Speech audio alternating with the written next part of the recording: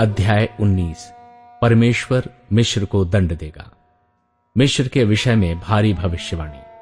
देखो, यहोवा शीघ्र उड़ने वाला बादल पर सवार होकर मिस्र में आ रहा है, और मिस्र की मूरतें उसके आने से थरथरा उठेंगी, और मिस्रियों का हृदय बैठ जाएगा।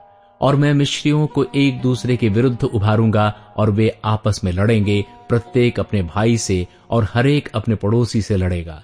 नगर नगर में और राज्य राज्य में युद्ध छिड़ेगा, और मिस्रियों की बुद्धि मारी जाएगी, और मैं उनकी युवतियों को व्यर्थ कर दूंगा, और वे अपने मूर्तों के पास और ओझों और फुसफुसाने वाले टोनहों के पास जा जाकर उनसे पूछेंगे।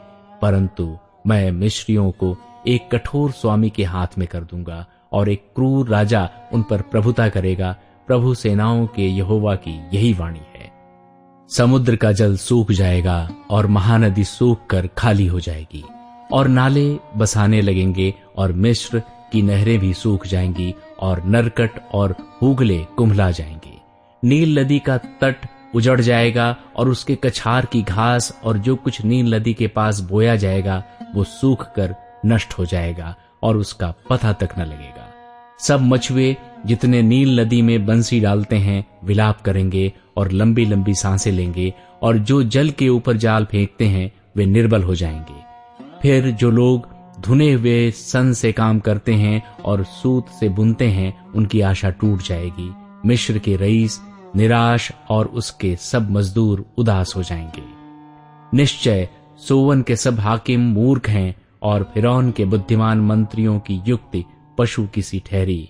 फिर तुम फिरौन से कैसे कह सकते हो कि मैं बुद्धिमानों का पुत्र और प्राचीन राजाओं की संतान हूं? अब तेरे बुद्धिमान कहाँ हैं? सेनाओं के यहोवा ने मिस्र के विषय जो युक्ति की है, उसको यदि वे जानते हों तो तुझे बताएं।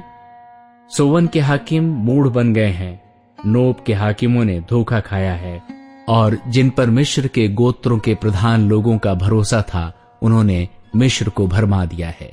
यहोवा ने उसमें भ्रमता उत्पन्न की है।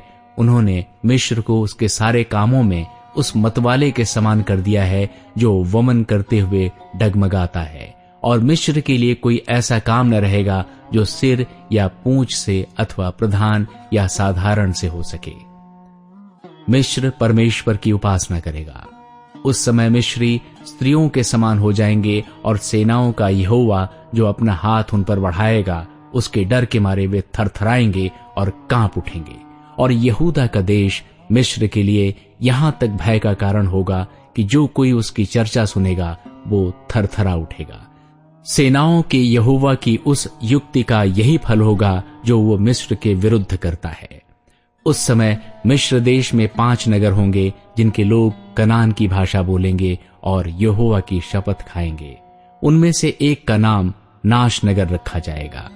उस समय मिस्र देश के बीच में यहोवा के लिए एक वेदी होगी, और उसकी सीमा के पास यहोवा के लिए एक खंभा खड़ा होगा।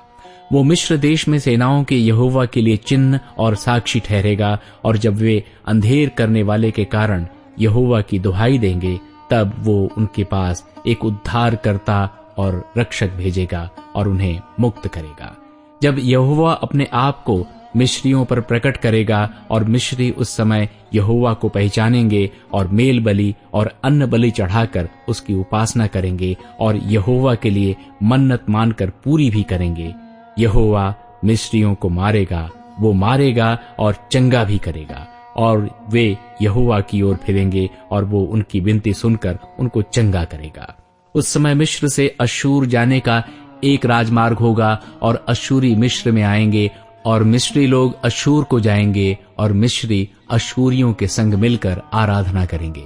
उस समय इस्राएल, मिस्र और अश्शूर तीनों मिलकर पृथ्वी के लिए आशीष का कारण होंगे, क्योंकि सेनाओं का यहोवा उन तीनों को ये कहकर आशीष देगा, धन्य हो मेरी प्रजा मिस्र, और मेरा रचा हुआ अश्शूर, और मेरा निज भाग इस्राएल।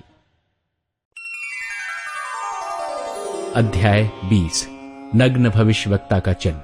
जिस वर्ष में अश्शूर के राजा सरगोन की आज्ञा से तरतान ने अशदोद आकर उससे युद्ध किया और उसको ले भी लिया, उसी वर्ष यहोवा ने आमोस के पुत्र यशायाह से कहा, जा और अपनी कमर का टाट खोल और अपनी जूतियां उतार। अतः उसने वैसा ही किया और वो नंगा और नंगे पांव घूमता फिरता था।